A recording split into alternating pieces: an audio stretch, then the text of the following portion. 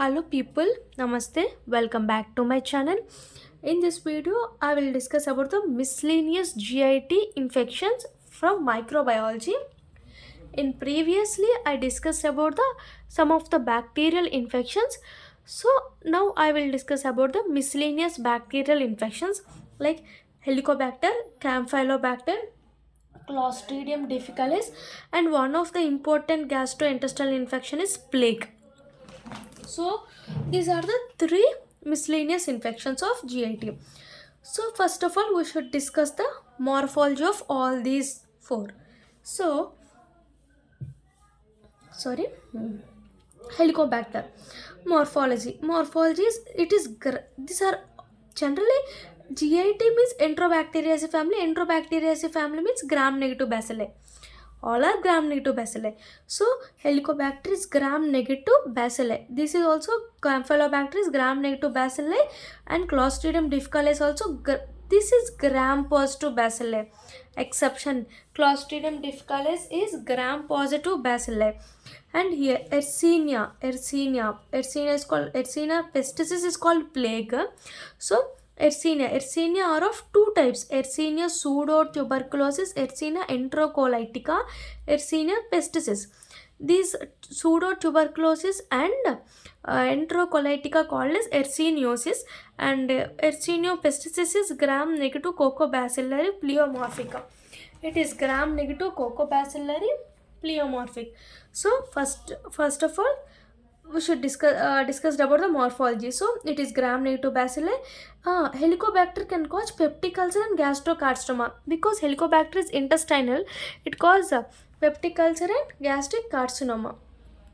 Peptic ulcer and gastric carcinoma. It is in seagull shaped. It is motile in structure. It is motile seagull shaped gram negative bacilli. Same Campylobacter is gram negative bacilli. It has motility, same motility, and it is non-sporing. And Clostridium difficile is exception. It is gram positive bacilli and spore forming.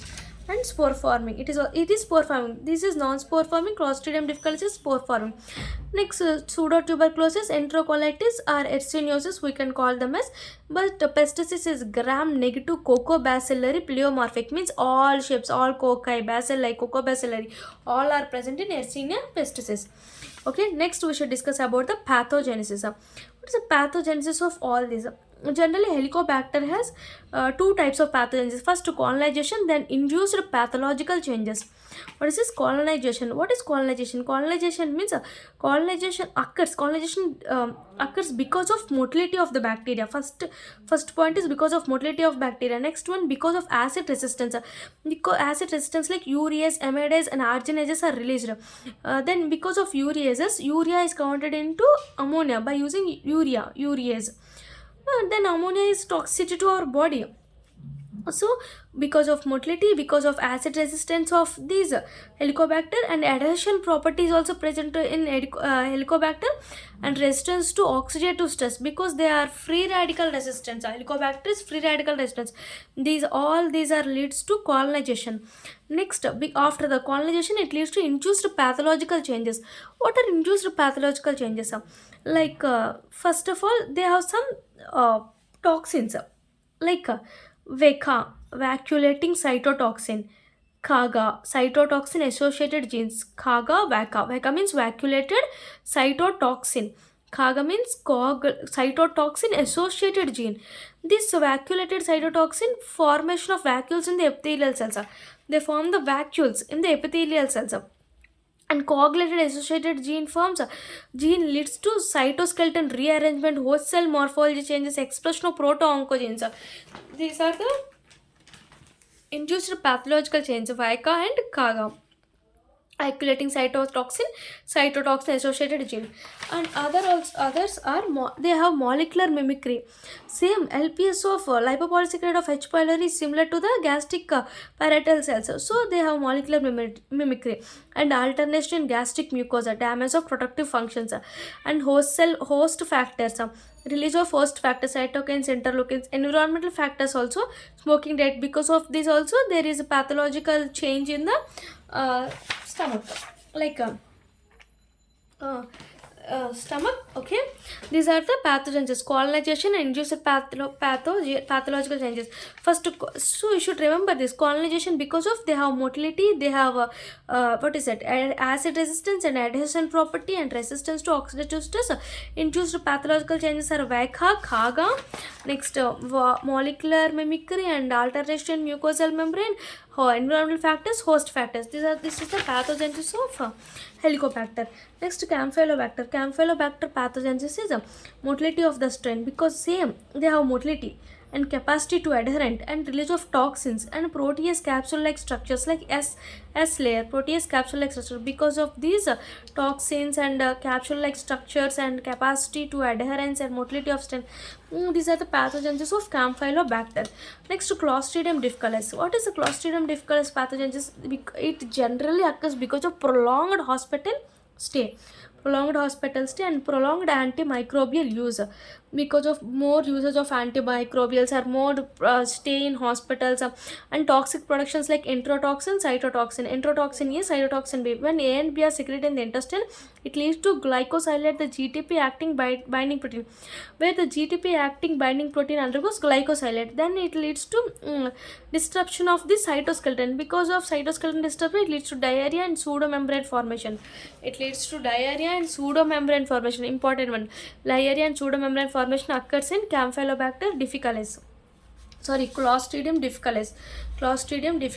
This is the pathogenesis. Because of prolonged hospitals, antimicrobial use, toxin productions, intestine leads to glycosylation of GTP binding proteins, regulates the cellular actin cytoskeleton. This undergoes disruption, leads to diarrhea and pseudomembrane formation. Next, Yersinia pathogenesis. Generally, Yersiniosis. First, we should discuss about the Yersiniosis. Yersiniosis is an GIT disorder. Yersinia pestis is an other disorder. So, what is the so I discussing both of them. Here, both of them I am discussing. First, Yersiniosis. Pathogenesis because occurs due to animals, zoonotic, because of consumption of milk, raw pork, pigs, domestic animals. Because of these, Yersiniosis will come. But Yersinia pestis is because of rat fleas, wild rodents, bite of human fleas, like fleas, rat fleas, human fleas, wild rodents. Rat fleas, if bite of rat fleas leads to Yersinia pestis. Wild rodents are direct contact or inhalation of any these occurs from wild rodents, and bite of human flea also. This is the mode of transmission. What are the virulence factors in Yersinia pestis? F1 antigen, other virulence factor. This F1 antigen inhibiting phagocytosis. This is the pathogenesis of all these Helicobacter, Campylobacter, Clostridium and plague. See, first we should discuss about the morphology. All these are gram-negative bacilli except this is gram-positive bacilli. They has two types: Yersinia pseudotuberculosis, enterocolitic pestis. This is the GIT disorder. Okay. Next, pathogenesis. Discuss about colonization and induced pathological changes. And here also pathogenesis. Like A and B, glycosylate GTP leads to disruption of cytoskeleton. It leads to diarrhea and pseudomembrane formation. And same pathogenesis because of consumption of milk and raw pork. And Yersinia pestis because of rat flea, wild rodents, other fleas. Because of these fleas, if they have bite or direct contact inhalation. Virulence factors, F1 antigen, other virulence factors. F1 antigen means inhibiting phagocytosis, other virulence factors. So this is the pathogenesis of all this. Next, clinical features of all these. Clinical features are in Helicobacter. Helicobacter means in stomach. Like it leads to acute gastritis, chronic gastritis. First one. Next, peptic ulcer disease. Okay. Next, autoimmune disorder, pernicious gastritis. Pernicious autoimmune gastritis, pernicious gastritis, adenoma of the stomach, and lymphoma like malt. These are the first acute, chronic, peptic ulcer disease, autoimmune disorder, and pernicious disorders. Next, carcinomas and lymphomas, adenocarcinoma of stomach and lymphoma. These are the clinical features of Helicobacter. Next, clinical features of Campylobacter. Campylobacter also occurs in intestinal infections like diarrhea, abdominal pain, fever. If there is any immunocompressive patients, mostly affected disease in it is also one of the most affected in immunocompromised host like bacterium. It leads to bacteremia, sepsis, meningitis and vascular infection will occur. It leads to IBD, reactive arthritis, bowel disorder, infractive bowel disorder. Next, syndrome like Guillain-Barré syndrome. These are the clinical manifestations of Campylobacter. Next, Clostridium difficile leads to diarrhea and pseudomembrane colitis. Diarrhea, blood in the stools and fever, abdominal pain, leukocytosis also we can see. Along with pseudomembrane colitis will occurs in what is it? Occurs in Clostridium difficile. Next, Yersinia tuberculosis, pseudomembrane tuberculosis, and enterocolitis. So, what are the clinical features of this? It leads to gastroenteritis, generally in children, self-limited gastroenteritis. Next, intestinal complications like pseudoappendicitis. Pseudoappendicitis only comes in Yersinia pestis, Yersinia tuberculosis, pseudotuberculosis, and enterocolitis. Pseudoappendicitis, intestinal complications, pseudoappendicitis. Next, septicemia, reactive arthritis, Graves' disease, erythema and Kawasaki's disease. So you should remember mostly gastroenteritis and pseudoappendicitis will occur in this, and septicemia, reactive arthritis, all have septicemia, reactive arthritis also. Okay, and pestices, Yersinia pestis. Yersinia pestis have three types of classification are there: bubonic plague, pneumonic plague, septicemic plague. It leads to plague. Yersinia pestis leads to plague, bubonic plague, pneumonic plague, and septicemic plague. Generally, bubonic plague because of bite of rat flea, pneumonic plague inhalation of bacilli, and septicemic plague because of primary, secondary. I will discuss about each one of them.